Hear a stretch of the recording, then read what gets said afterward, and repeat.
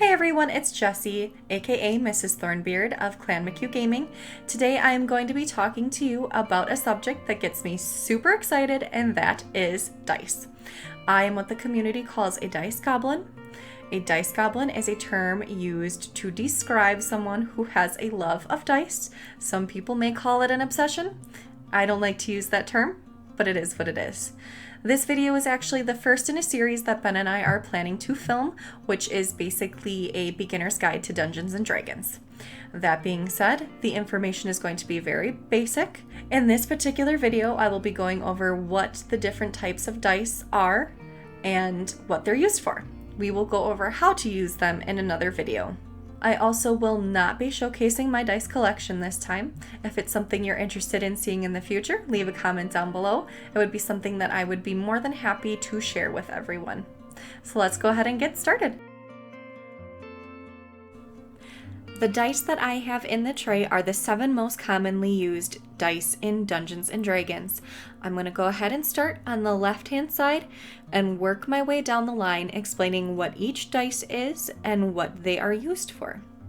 In this video, I might use some terms that go over your head if you're super new to D&D. That's okay. If there's something in particular that you have questions about, please feel free to leave a comment. We are more than happy to answer questions and share our knowledge and passion for the game with anybody who's interested. So the first one I'm going to start with is your D20. What do I mean when I say D20? It's just a quicker way to say 20-sided dice or 12-sided dice, just abbreviated.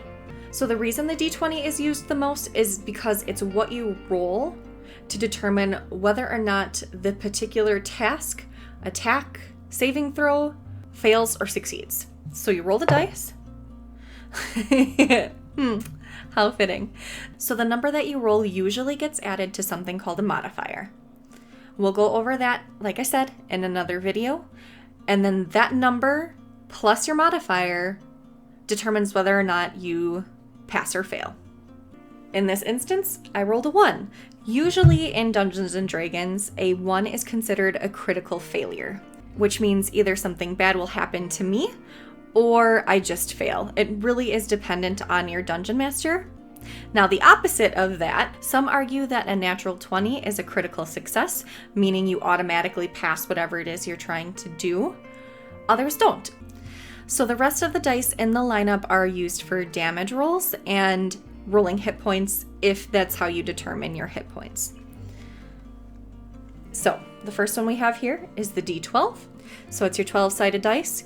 You roll that, and the number on the dice, just like your D20, determines how much damage you do or how many hit points you get to add.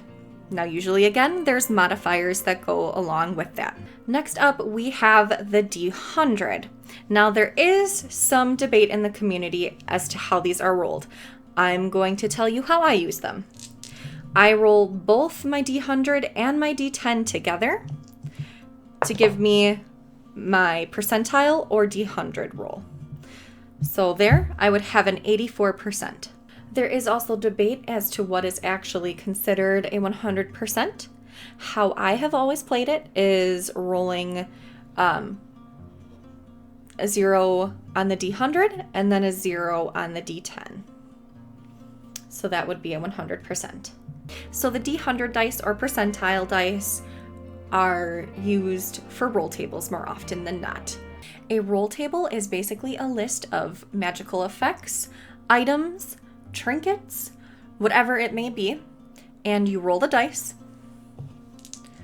which corresponds with whatever is on that list. So I rolled a 9, and whatever was on that roll table under 9 would be what happened to me, what item I got, so on and so forth.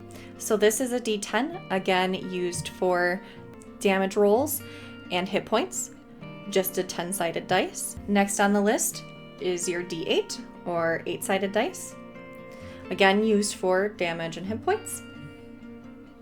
Next on the list is the D6.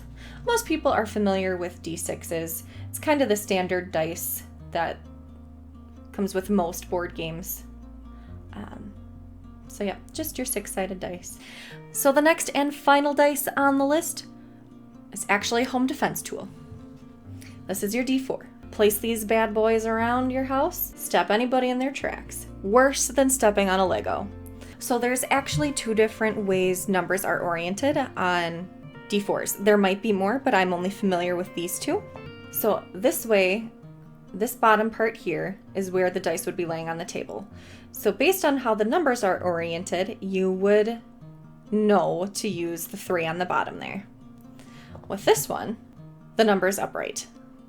So if it was a 4, the 4 would be up there. If it was a 3, the 3 would be there. So it can be kind of confusing at first, but you'll get the hang of it. I think it's also worth mentioning that some dice companies do replace numbers with their logo.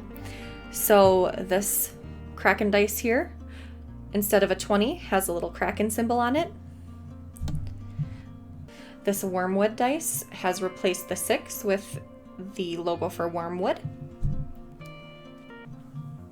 This little D6 here, I'm not sure if you can read it or how well, but it says Gamehole Con and then 7 in Roman numerals on the bottom.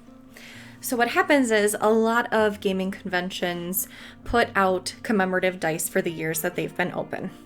If you're not familiar with Gamehole Con, I highly recommend you check them out. I will place a link for their different websites in the description below. They are a gaming convention put on by gamers for gamers. Ben and I will be at Gamehole Con this year in November, along with the Haunt Collective and Collective Raw. I'll place a link in the description for their channels below, where you can also see Ben's interview with one of the founding members of Gamehole Con. So that about sums it up for the dice video today. Like I said, I am a dice goblin. I have plenty of dice that I can show you. If that's something that you're even interested in, I can go through my collection. Let me know in the comments below. Otherwise, we'll see you guys next time. Thanks. Bye-bye.